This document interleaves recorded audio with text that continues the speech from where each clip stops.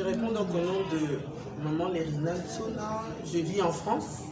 Donc actuellement, je suis à Kinshasa et je représente l'association Téléma et Art.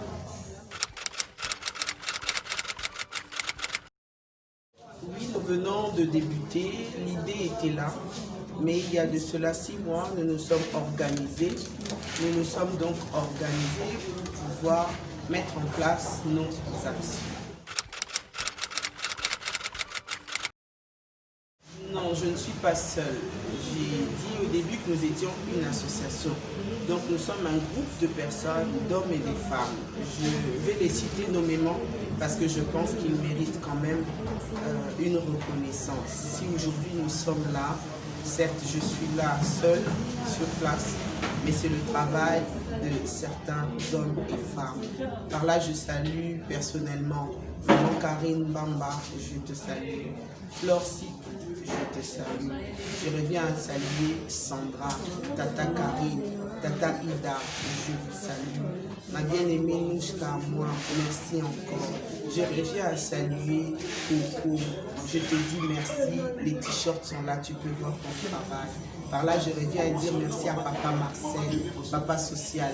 Les œuvres que tu as commencées, que tu as toujours voulu faire, sont là aujourd'hui. Je continue encore parce que nous sommes travaillés. Cette cause nous tient à cœur et nous avons vraiment envie d'avancer. Donc je suis là encore à saluer ma belle-sœur que j'embrasse de tout cœur. Vraiment, je te salue, Marie-Laure. Je viens à saluer Jules, notre ingénieur. Jules, je te salue ainsi que ta femme Laure. Le travail que nous avons commencé ensemble, voilà le résultat aujourd'hui. Donc si j'ai oublié quelqu'un, vraiment, excuse-moi. Mais tous ceux qui font partie donc de l'association Téléma et Avance, je vous salue.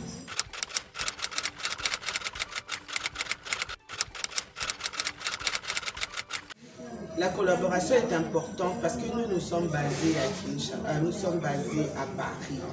Et les actions que nous voulons mener, comme je l'ai dit, nous sommes un groupe d'hommes et de femmes qui n'a pas voulu rester insensible par rapport à la situation des jeunes femmes au Congo.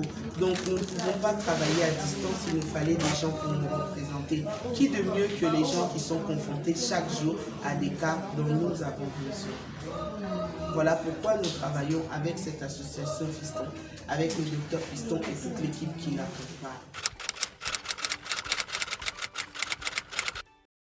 Oui, le but de notre association, c'est de permettre à la femme de réintégrer la société. Nous voulons l'autonomisation de toutes ces jeunes filles qui, par dépit, sont soumises des fois à des abus parce que faute de moyens, parce que faute d'instruction, parce que faute de connaissances. Nous voulons dénoncer ces choses et leur apporter de notre côté cette aide qui pourra ensuite leur être favorable, leur permettre de trouver une formation, leur permettre de réintégrer l'école, de poursuivre les études, par la suite accéder au monde du travail. C'est vraiment ça le but de notre association, l'autonomisation de toutes ces femmes. Merci. Aujourd'hui, nous recevons donc les femmes que nous avons pu libérer à l'hôpital. Nous sommes partis dernièrement à l'hôpital où nous avons pu libérer 10 femmes qui étaient retenues, faute de moyens, faute de beaucoup de choses. Elles étaient à l'hôpital. Dieu a fait grâce, nous avons pu donc les libérer. Si je suis donc une femme et je connais les difficultés, les problèmes auxquels peuvent faire face les femmes. Donc je pense que très souvent nous entendons dire qu'éduquer une femme, c'est éduquer toute une nation. Nous connaissons les problématiques aujourd'hui au Congo RDC. Toutes ces jeunes filles mères qui sont là parce que ces situations dépassent. La situation du pays fait qu'elles n'arrivent pas à s'en sortir. Donc par dépit, elles doivent faire des choses qu'elles ne devraient pas faire. Donc par compassion, parce que la Bible dit que celui qui a pitié du pauvre prête à l'Éternel. Donc par ça, nous avons compris que si nous voulons que Dieu puisse nous trouver agréable, en tant que chrétiens, prier c'est bien, mais il nous faut accompagner, n'est-ce pas que Jacques dit, montre-moi ta foi et je te montrerai mes œuvres. La foi doit s'accompagner des œuvres. Nous devons accompagner notre foi des œuvres. Nous ne pouvons pas rester insensibles face à toute cette situation. Non seulement dénoncer, mais également aider ces jeunes filles, les accompagner, les rendre autonomes pour que demain, à leur tour, elles puissent assumer leur foyer, à leur tour, elles puissent assumer la continuité de l'éducation de toute une nation. Voilà pourquoi un jour, on s'était décidé de faire avec les moyens que le Seigneur nous a donnés cette action que vous avez pu suivre là. Nous avons commencé par là, mais je crois qu'avec la collaboration donc, de la Fondation Justin Louis, nous irons vraiment de l'avant, nous pourrons continuer, nous ferons des œuvres encore plus grandes. Parce que je crois qu'il est dit, avec Dieu, nous marcherons de gloire.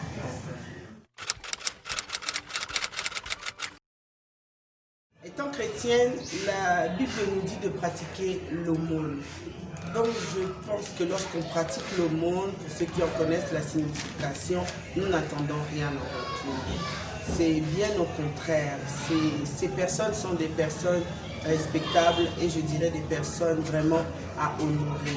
J'ai vu de mes propres yeux comment, avec un rien, les consultations étaient faites ici. Ce n'a rien à voir avec l'association Téléma et Avance. C'est-à-dire qu'ils travaillaient déjà dans ce sens-là.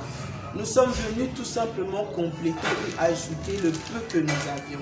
Ce sont des personnes qui travaillent déjà dans le social. Ce sont des personnes qui ont compris la valeur humaine. Ce sont des personnes qui ont compris que l'argent ne fait pas tout. Bien que nous sommes au 21e siècle, mais nous ne devons pas rester seulement matérialistes. On ne peut pas penser qu'à soi. On doit partager, on doit pouvoir s'entraider. Et donc ces personnes que vous allez voir après en image ou que vous avez déjà vues, toutes ces personnes-là travaillent déjà dans ce sens. Nous n'attendons rien en retour si ce n'est la bénédiction de l'Éternel. Nous croyons que nous investissons pour que Dieu nous bénisse en retour. C'est subventionné par personne, ce sont des moyens personnels que cette association a pu réunir pour qu'aujourd'hui ces femmes puissent sortir de l'hôpital. Nous croyons que demain, par la grâce de Dieu, par le soutien de d'autres personnes encore, nous pourrons faire des œuvres encore plus grandes. Donc je reviens pour tous ceux qui veulent prendre contact avec nous en France. Donc nous sommes à Paris. Le numéro de téléphone s'affiche donc à l'écran. L'email également. Vous avez la possibilité de nous contacter. Ici à Kinshasa, vous avez donc le docteur Fiston qui lui est présent ici. Vous avez son contact et son mail. Également l'adresse là où vous pourrez le joindre facilement. Il est accessible.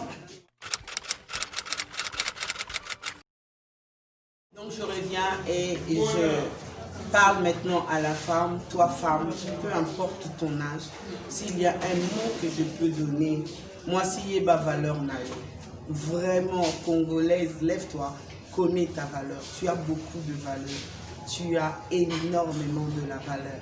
Au travers de ces œuvres, de cette association, au travers de cette association, nous voulons vraiment et de cette collaboration redonner, faire de la femme encore plus grande. Donc voilà, le dernier mot, le mot de la fin, c'est que nous souhaitons, au travers de cette collaboration, faire de la femme encore plus grande. Que Dieu vous bénisse. Nous nous retrouverons très prochainement. Je ne peux terminer l'émission sans remercier mon frère à moi, personnel, Badjou. PDG, je t'embrasse depuis Kinshasa. À très bientôt. Que Dieu te bénisse.